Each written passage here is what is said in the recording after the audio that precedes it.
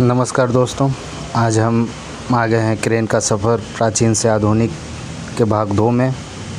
प्राचीन भारतीय क्रेन के निर्माण और तंत्र की सबसे प्रमुख विशेषता रही सरलता, प्राकृतिक सिद्धांतों का इस्तेमाल तथा कृषि और दैनिक जीवन के अनुरूप डिजाइन। वास्तव में यह क्रेन के लिए प्राचीन तंत्र जैसे चरखी, लीवर और साड़ू का उल्लेख मिलता है, जिन्होंने जल उठाने व माल उठाने और छोटी निर्माण गतिविधियों में सहायता की।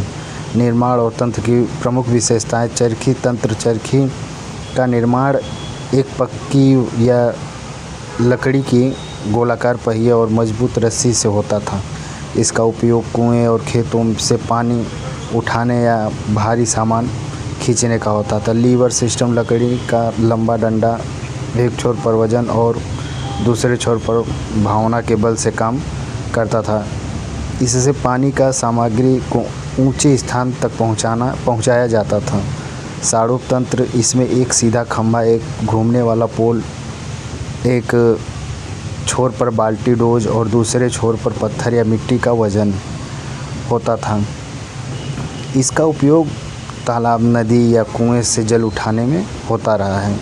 मूलभूत सामग्री। तंत्र आमतौर पर लकड़ी, पत्थर, रस्सी, कपड़े या चमड़े जैसी सहज उपलब्ध सामग्रियों से बनाए जाते थे, जिनसे सामान्य ग्रामीण व्यक्ति की भी अपनी किसी आसानी से बना सकता था।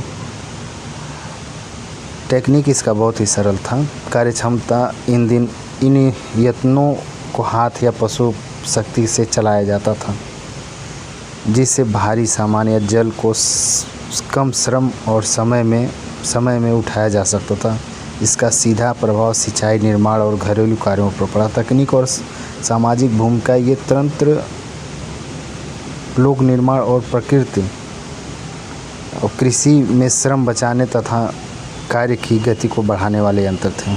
उनका महत्वपूर्ण योगदान भारतीय समाज की उत्पादन व सिंचाई क्षमता बढ़ाने में रहे।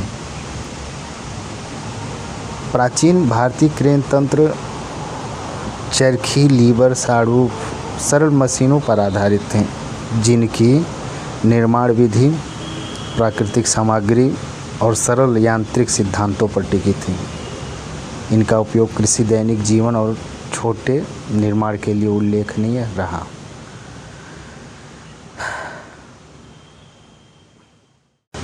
नमस्कार दोस्तों, आज हम आ गए हैं क्रेन का सफ़र प्राचीन से आधुनिक के भाग 2 में। प्राचीन भारतीय क्रेन के निर्माण और तंत्र की सबसे प्रमुख विशेषता रही सरलता,